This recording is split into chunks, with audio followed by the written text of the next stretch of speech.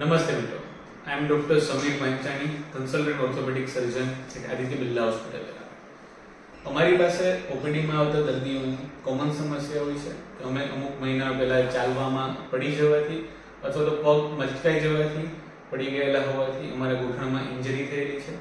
અમે એનો વારંવાર એક્સરે કરાવેલો છે. દર વખતે એક્સરે નોર્મલ આવે છે, છતાં પણ અમુક મહિનાથી આ દુખાવામાં રાહત થતી નથી. તો અમારે શું કરવું જોઈએ? શું અમારા ગોઠણની અંદર કઈ ઇન્જરી થયેલી છે?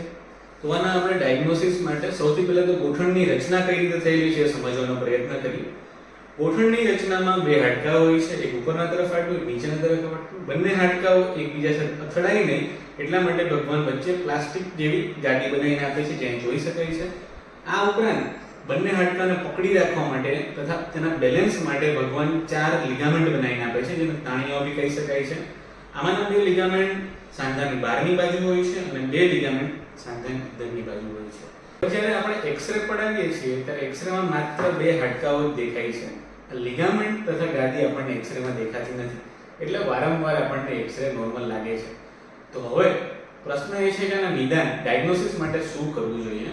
તો અમારી પાસે આવતા દર્દીઓની સૌથી પહેલા અમે ક્લિનિકલ તપાસ કરીએ, એટલે કે આ ગાદી તથા લિગામેન્ટની ટેસ્ટ કરીને જોઈએ છીએ અને આઈડિયા મેળવીએ છીએ કે કયા લિગામેન્ટ કે ગાદીમાં ઇન્જરી છે કે નહીં.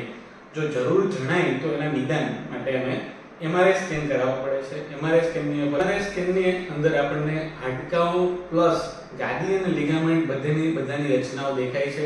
આ ઉપરાંત એમાં કોઈ ઇન્જરી થયેલી હોય તો આપણે એનું નિદાન પણ કરી શકીએ છીએ.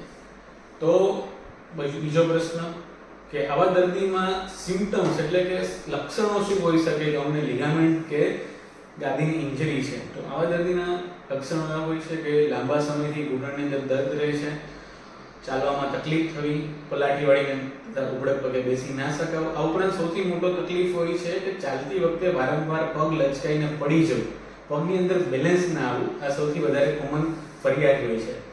હવે આપણે આ રોગનું નિદાન કરી લીધું તો આપણને આની હવેનો પ્રશ્ન કે અમને કોઈ ઇન્જરી છે તો આની સારવાર માટે શું કરવું જોઈએ? તો સૌથી પહેલા જો આ ગાદીમાં ફાટ નાની થયેલી હોય અથવા તો જે લિગામેન્ટ તાણીઓ ખાલી ખેંચાઈ ગયેલો તૂટેલો ના હોય તો આની સારવાર ખાલી મેડિસિન્સ અને ફિઝિયોથેરાપીથી આ તકલીફમાં સારું થઈ શકે છે. પરંતુ જો આ લિગામેન્ટ એટલે કે તાણીઓ સંપૂર્ણપણે ફાટી ગયો હોય અને ગાદીમાં વધારે પડતી ઇન્જરી થયેલી હોય તો એનું ઓપરેશન કરીને રિપેર કરવાની સારવાર કરવી પડે. આ ઓપરેશન દૂરબીન એટલે ટેલિસ્કોપની મદદથી થઈ જાય છે. નાના ચામડીની અંદર માત્ર 2 છિદ્રો પાડીને આખું ઓપરેશન એમાંથી થઈ જાય છે. ઓપરેશન પછી દુખાવામાં ઘણી રાહત થઈ જાય છે. આ ઉપરાંત દર્દીઓમાં એવું હોય છે કે ઓપરેશન પછી અમારે કેટલો ખાટલામાં આરામ કરવો પડશે, પરંતુ અમે આ દર્દીમાં દૂરબીનથી ઓપરેશન કરીએ છીએ તો બીજા દિવસથી દર્દીને વોકરની મદદ એટલે સપોર્ટની મદદથી ચાલતા કરી દઈએ છીએ. 1 થી 1.5 મહિનાની સિસ્ટમિક ફિઝિયોથેરાપી પછી દર્દી પોતાના જોબ એટલે એના કામમાં જોઈન કરી શકે છે, અથવા તો કોઈ રમતગમત એટલે સ્પોર્ટ્સમાં એક્ટિવ હોય તો 2 મહિનાની ફિઝિયોથેરાપી પછી એ ફરીથી રમતગમતમાં સક્રિય થઈ શકે છે.